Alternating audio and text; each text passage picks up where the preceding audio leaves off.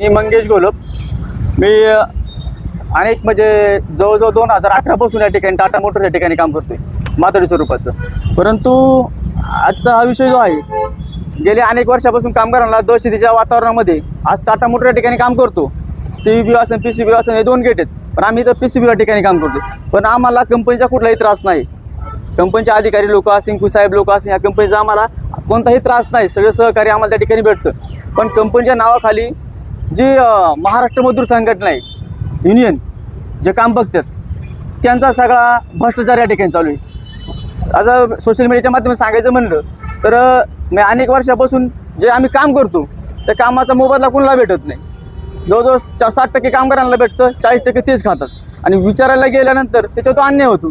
आज पहिल्यापासून आम्ही काम करत असताना आम्ही 465 मध्ये काम करत होतो. 2 टोळ्या होत्या आणि खाली PCB मध्ये 465 आणि खाली 495 टोळी होती. पण 495 आणि 465 जे काम चाललं होतं, दोन्ही ठिकाणी दोन्ही कामगार सुखी होते. हे खाऊ काम बंद नव्हतं, पण सुखी होते. पण आम्ही त्यांना विरोध केला, पण हे म्हणले मुंबईच्या बॉर्डर लेटर आले, आता दोन्ही टोळे एकत्र करावं लागेल.